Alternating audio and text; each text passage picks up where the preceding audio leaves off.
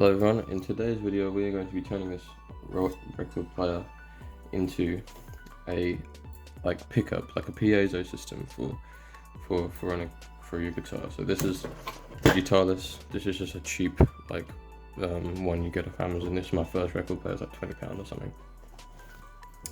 something. And basically how it works is the head of the Stylus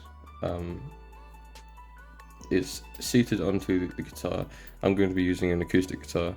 I don't know the logistics of working on an electric guitar just because it doesn't have that same amplification, natural resonance and stuff like that, but you can probably try.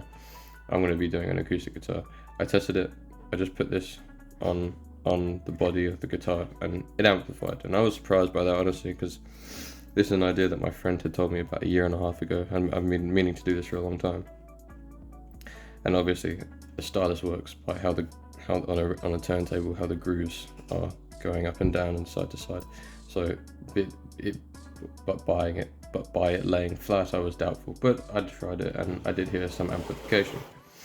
So if I just show you the internals of it and what I'm going to be doing.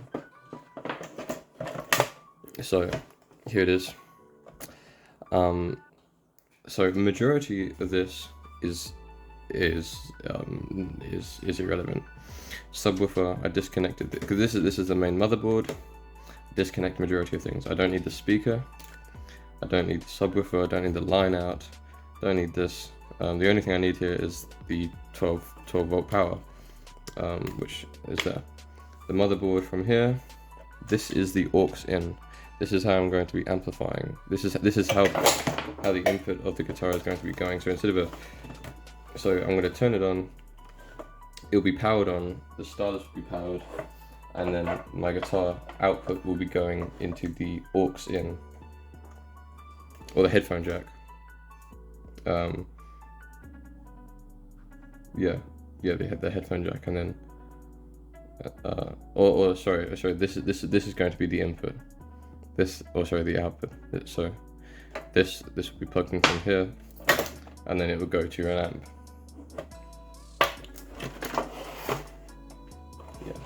I don't need the aux in. The aux in is irrelevant. That's these two. This is a little light, which I also disconnected. This is the volume, which I will be using. And then you get to this. This is where the Stylus is, basically. So this is the motor. I'm going to desolder these 4 wires here. The brown, yellow, red, and blue. That's what to do with the motor. This is the speed selector and the auto stop. I disconnected these two. Don't need them. All I need is the wires from the Stylus. And in fact, I don't think I even need all of them, because one of them is a left channel, one of them is a right channel. I don't think I even need both channels because it's going to be mono anyway. Excuse my breathing. So I'll also desolder those 3 because I need to get the tone arm out somehow. But yeah, that's it. It's very rudimentary, really, when you look at it. It's just power in, motherboard, output, volume, and then like the actual pickup itself. So it's basically like an active guitar pickup. I would have liked to change this to a battery, however it's 12 volt, and I mean maybe it's not that difficult, but I know majority of batteries are 9 volt, so I'm not entirely sure how I'd have to do that, but regardless, it would just have to be plugged in, but that's not a problem. So I'm just going to desolder this and completely disassemble it from the chassis. So this is my Gear for Music acoustic guitar. I did a review on this a while ago. I took it all out. That's the remnants. But this is what I'm thinking. I think I'm going to have like the motherboard bit here, all on display. I was thinking about making a box for it, but I thought actually it looks really cool. I think just like this, like really kind of like it's like a steampunk kind of vibe or something. The motherboard here, this little tone arm adapter bit there.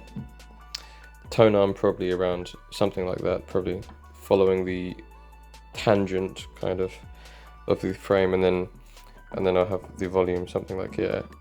And then I want to have the input or the output and the power kind of running through holes there. So I'm gonna have to do a little drilling. I'm gonna probably drill one big hole here, and then I want all the wires to feed through that. I have to drill a big hole for the potentiometer and those wires there. Hopefully this can also run through this, so all the wires will center through a hole here, and then I'll have to drill like another one, something here for this. Or actually no, I don't have to do that. Just all the wires will center there. These wires can go over or under and then back over. These will obviously just the two little holes here out the back will then go there. I'll have to desolder this, desolder the power, but that's okay, and then resolder it to run that through correctly.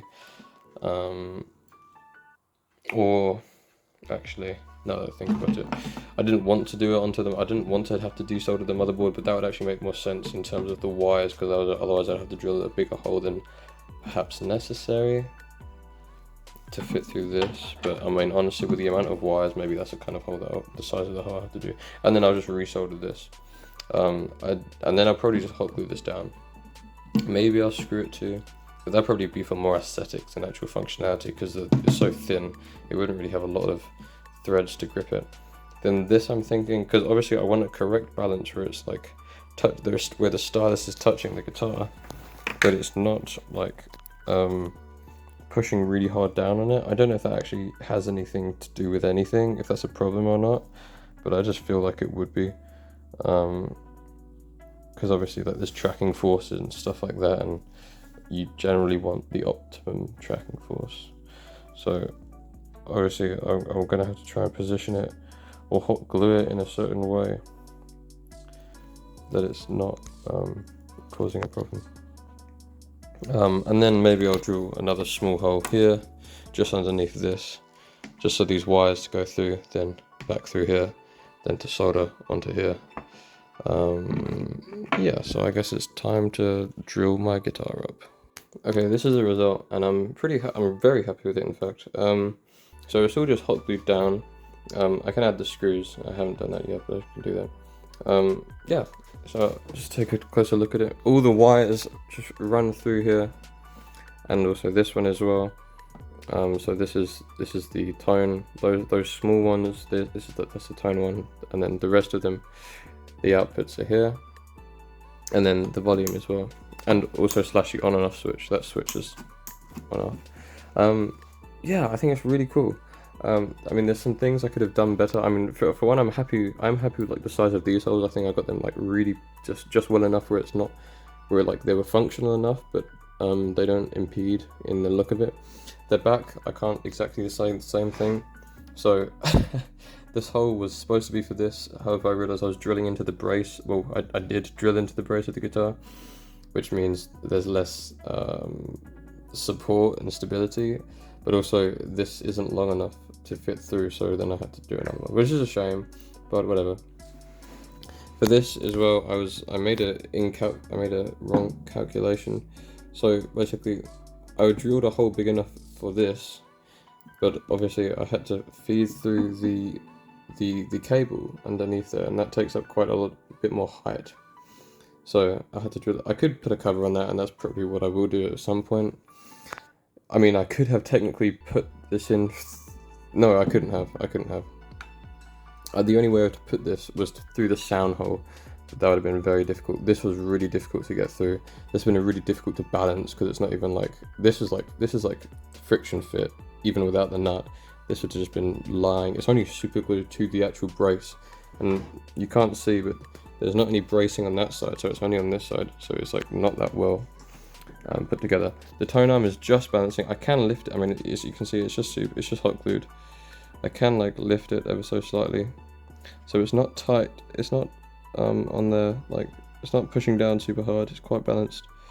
I can maybe put some foam or adjust it a little bit more if I want to. And then this. I'm not happy with this. I'm not happy with how high it sits. I didn't realize it was that high, because obviously when it's in its chassis, in the player itself, you can't really like I didn't realize it was this high, so that's a shame, but it doesn't really make a difference anyway. I'm gonna plug it in and you can see what it sounds like. Okay, I'm gonna do a tone test now. It's going through this little like toys children's frozen amp. I found it. I thought it's kind of funny, so I took it. That's the only amp I have at the moment because I moved to university in my new house. So this is the only amp I have. It's pretty quiet, this. So I put the thing quite close. You can see the lights flashing there. Hopefully you can hear it quite well. Yeah, one annoying thing is that it's connected to 2 wires, and the wires I have at the moment are quite small, so kind of limited, but whatever. Hopefully you can hear it. It's quite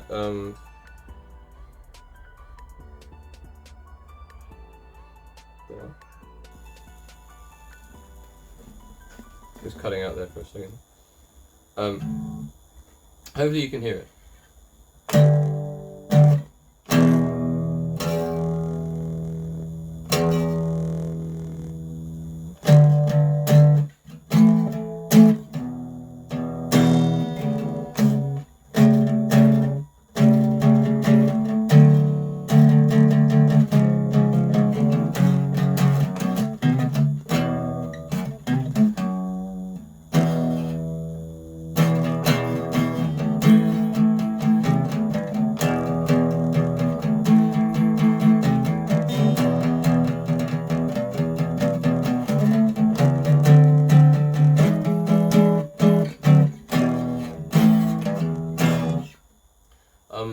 There's a lot of hiss.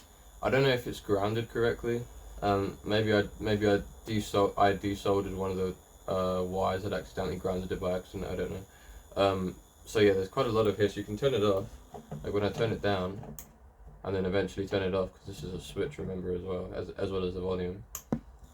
So I don't know. Hopefully you can hear it Hopefully you can hear the sound of it. Obviously it is quite a cheap speaker. And it can't go very loud. If I had my actual speaker, it'd probably be a little bit more clarified, as well as being a lot louder, so you get to hear it a lot better. But I can't do anything about that, so.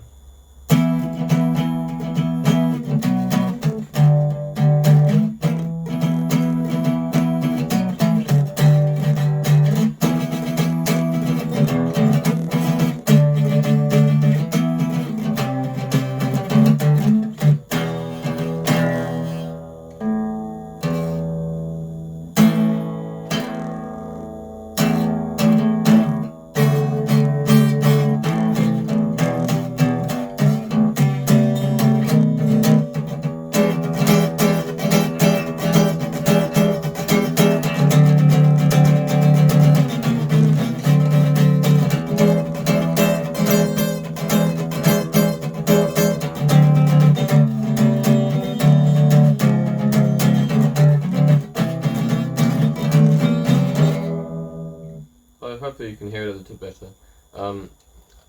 It looks cool, even if it doesn't produce a lot of sound. So, and there's probably a lot of better use out of those cheap record players anyway, to be honest with you.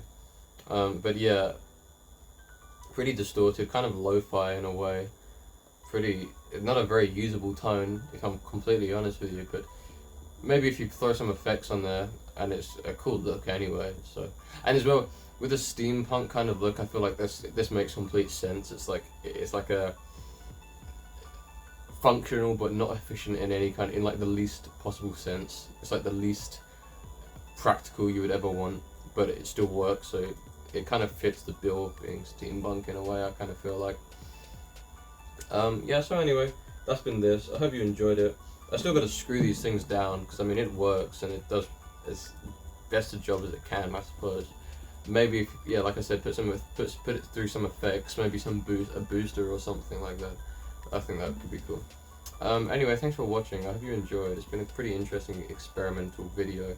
This is literally just I didn't even see the image, but this is just like an image that my friend claimed that he saw, and I thought, oh, that's a pretty good idea. So I did it, and it worked, kind of.